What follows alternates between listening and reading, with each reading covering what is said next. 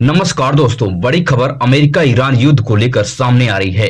Donald Trump ने Iran पर अब तक का सबसे बड़ा हमला करने का ऐलान कर दिया है। इस ऐलान के बाद डब्ल्यूएचओ में पूरी तरह से हड़कंप मच गया है। डब्ल्यूएचओ को सूत्रों के हवाले से यह बात पता चली है, अमेरिका इस हमले में परमाणु बम का इस्तेमाल करने का लग रहा है प्लान बना रहा है। इसलिए डब्ल्यूएचओ ने हाई अलर्ट जारी कर दिया है कि इसकी रेडिएशन दशकों तक मानवीय जीवन को तबाह करती रहेगी। इसलिए डब्ल्यूएचओ ने आनन फानन में रेडिएशन से निपटने के लिए कई दवाओं की तैयारियां शुरू कर दिया है। अगर यह हमला डब्ल्यूएचओ के मुताबिक हुआ तो ईरान में बड़ी तबाही मच सकती है। डोनाल्ड ट्रंप ने कहा कि ईरान के साथ युद्ध में तो अभी तक हम खेल रहे हैं। अमेरिका की ताकत अभी सुई के बराबर भी ईरान और पूरी दुनिया नहीं देखी है। डोनाल्ड ट्रंप ने कहा कि हम चाह दें तो युद्ध 2 सेकंड में खत्म कर सकते हैं, मगर ईरान में इस्लामिक नियमों से तबाह मासूम नागरिकों को हम अकेले नहीं छोड़ सकते हैं। तानाशाह खामनेई फैमिली ने लाखों मासूमों को फांसी पर चढ़ा दिया है, बेगुनाहों को सजा देकर उन्हें मौत की घाट उतार दिया है। इसलिए ईरान को अपने कर्मों का फल भुगतना पड़ रहा है। डोनाल्ड ट्रंप ने कहा कि ईरान में हमने इतनी तबाही मचा दिया है कि वह 50 साल में भी वापसी नहीं कर पाएगा। उधर इजराइल के प्रधानमंत्री बेंजामिन नेतन्याहू ने कहा कि पूरा इजराइल अमेरिका का रेडी रहेगा। इस सहयोग के लिए हम डोनाल्ड ट्रंप का धन्यवाद करना चाहते हैं। स्टेट ऑफ हार्मुज में गैस तेल की परेशानियों से पूरी दुनिया तबाह हो चुकी है और इसी स्टेट ऑफ हार्मुज में भारत की 22 जहाजें फंसी हुई हैं। अभी तक वह गैस और तेल लेकर भारत नहीं आ पाई हैं। जब से युद्ध शुरू हुआ है तब से अभी तक 2 से 3 जहाज ही गैस से लोडेड भारत आ पाई हैं। अगर यही हालत बरकरार रही तो भारत में बहुत भयानक तबाही मच सकती है, क्योंकि कई ऐसे खबरें आ रही हैं कि उत्तर प्रदेश, बिहार, असम के जो मजदूर थे दिल्ली, मुंबई, गोवा में काम करने वाले, वो अपने घर वापसी कर रहे हैं, क्योंकि वहां पे गैस की वजह से फैक्ट्रियां, रेस्टोरेंट और कई कामकाज बंद हो रहे हैं। लोगों को खाना बनाने के लिए परेशानी हो रही है। 300 से 400 रुपए प्रति किलो के रेट से गैस भरे जा रहे हैं। स्टेट ऑफ हार्मुज में ईरान के नियंत्रण से पूरी दुनिया में तबाही है। इसके वैकल्पिक व्यवस्था पर बेंजामिन नेतन्याहू ने कहा कि हम अरब प्रायद्वीप से पश्चिम की ओर पाइपलाइन बनाकर तेल और गैस सीधे इजराइल के बंदरगाहों तक लाया जा सकता है। यह पूरी तरह से संभव हो सकता है। बेंजामिन नेतन्याहू के इस बयान से कयास लगाया जा रहा कि बेंजामिन नेतन्याहू अब युद्ध को लंबे समय तक लड़ने की तैयारी कर रहे हैं। जिस प्रकार से उनकी सोच है कि पाइपलाइन के द्वारा हम गैस और तेल को यहां तक ला देंगे, उसके बाद हमारे ऊपर कोई दबाव नहीं रहेगा, पूरी दुनिया चैन से रहेगी और हम ईरान में भयंकर तबाही मचाकर उस इस्लामिक कट्टरपंथ को खत्म कर देंगे। मगर आपको क्या लगता है कि इजराइल और अमेरिका की मंशा ईरान पूरी होने देगा, या ईरान अपने अंतिम समय तक अपनी मिसाइलों से इसी तरह से लड़ता रहेगा जिस तरह से लगातार वह मिसाइलों का वेव लॉन्च कर रहा है और इजराइल के बड़े बड़े शहरों में तबाही मचा रहा है? इजराइल के आयरन डोम और इजराइल के जो इंटरसेप्टर है पूरी तरह से फेल हो रहे हैं और इंटरसेप्टर में इजराइल में बड़े पैमाने पर कमी हो रही है। अगर यह इंटरसेप्टर कम हो गए तो ईरान बड़ी तबाही इजराइल में भी मचा सकता है। युद्ध इस समय बिल्कुल निर्णायक भूमिका में चल रहा है, मगर इजराइल और अमेरिका के सामने ईरान झुकने से इनकार कर दिया है कि हम अंतिम सांस तक इजराइल के पलटवार का जवाब देते रहेंगे। वहीं पर सबसे बड़ी खबर पश्चिम बंगाल से सामने आ रही है।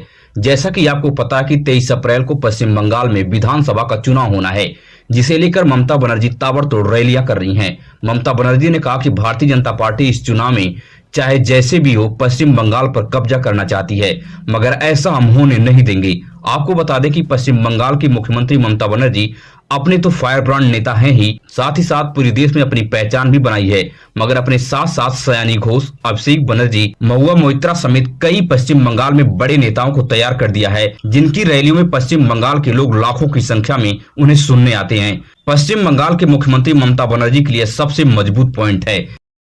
माननीय महिला मंत्री, आप बंगाल में कदम रखते के साथ साथ उनके घर पे हमला हो रहा है, तो यहाँ पे आपका 56 इंच का सीना हमको दिख रहा है, लेकिन डोनाल्ड ट्रंप के सामने नहीं दिख रहा है कि एक दूसरे देश का राष्ट्रपति हमको आके बोल रहा है कि हम किससे तेल खरीदेंगे, हम कितने पैसे में खरीदेंगे, कितने दिनों के अंदर खरीदेंगे, किससे दोस्ती करेंगे, किससे दुश्मनी करेंगे, ये ट्रंप आके हमको बोलेगा। तब आपका 56 इंच का सीना आपका दिखता नहीं है। लेकिन हमारी पार्टी आज के प्रधानमंत्री এসে বলছেন India election commission of India is the election commission of the Bharatiya Janata party. आज के प्रधानमंत्री এসে বলছেন सबका हिसाब होगा। आपका हिसाब करने बैठेंगे तो कहाँ जाके आप छुपिएगा खुद, এটা तो আমরা जानते चाहिए। एवं हिसाब आप जब लेंगे तब लेंगे, लेकिन बंगाल हिसाब बहुत जल्द लेगा और वो आप खुद भी देख पाएंगे। यह समझ लीजिए कि पश्चिम बंगाल में ममता बनर्जी को उखाड़ फेंकने के लिए छीनी हथौड़े से पहाड़ को काटकर रास्ता बनाना जैसा होगा। अभी तक पश्चिम बंगाल में भारतीय जनता पार्टी ममता बनर्जी के टक्कर का कोई नेता तैयार नहीं कर पाई है। अगर इस चुनाव में ममता बनर्जी बीजेपी से परास्त होती हैं, तो यह किसी चमत्कार से कम नहीं होगा। आपको क्या लगता है कि ममता के किला को भारतीय जनता पार्टी भेद पाएगी या उल्टे पांव फिर आपको 5 साल तक दिल्ली में बैठकर इंतजार करना पड़ेगा?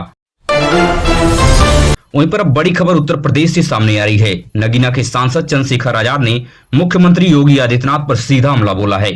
चंद्रशेखर ने कहा कि योगी आदित्यनाथ मुसलमानों को धमकाते रहते हैं, एक पैर बाहर निकाला मस्जिद से तो कानूनी कार्रवाई करेंगे, मगर हिंदू त्योहारों में श्रद्धालुओं का पैर धोते हैं, उनके ऊपर फूलों की वर्षा करते हैं। आखिर योगी आदित्यनाथ का यह दोहरा मापदंड क्यों है? यह सौतेला व्यवहार आखिर योगी आदित्यनाथ किस प्रकार से कर पा रहे हैं? चंद्रशेखर आजाद ने कहा कि ये योगी नहीं ढोंगी हैं। चंद्रशेखर के यह बयान देने के बाद बड़े सवाल खड़े हुए हैं कि चंद्रशेखर उत्तर प्रदेश के विधानसभा चुनाव को देखते हुए मुस्लिमों के पक्ष में इस प्रकार की बयानबाजी कर रहे हैं ताकि मुस्लिम वोट बैंक में बड़े पैमाने पर चंद्रशेखर सेंधमारी कर पाएं। आपको क्या लगता है कि चंद्रशेखर आजाद सच में मुस्लिमों के साथ खड़े हैं या मुस्लिमों के वोट बैंक में सेंधमारी करने की कोशिश कर रहे हैं? अपनी राय को कमेंट बॉक्स में साझा करके जरूर बताएं।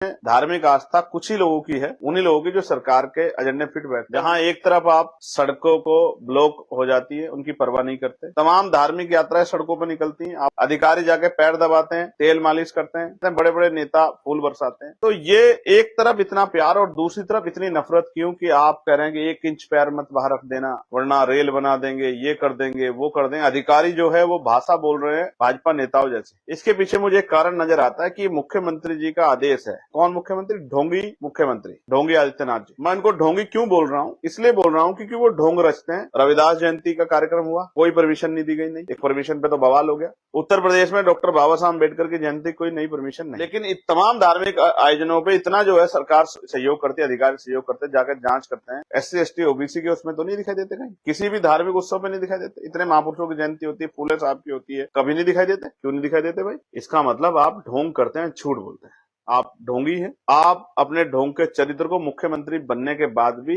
नहीं बदल पाए। इसलिए मैं कह रहा हूँ ढोंगी आदित्यनाथ जी जो मुख्यमंत्री हैं उत्तर प्रदेश के। और मुख्यमंत्री जी गए थे बाहर जापान वगैरह, कब बोले मैं बुद्ध के देश से आया, लेकिन यहाँ अगर भगवान बुद्ध का कोई जो है कार्यक्रम होता है तो उसकी परमिशन नहीं देते, उस परमिशन में आके गुंडे तोड़फोड़ कर देते। अगर आप भी देश और दुनिया से बड़ी खबरें देखने में दिलचस्पी रखते हैं तो हमारे इस चैनल को सब्सक्राइब कीजिए, वीडियो अपने दोस्तों रिश्तेदारों तक शेयर कीजिए।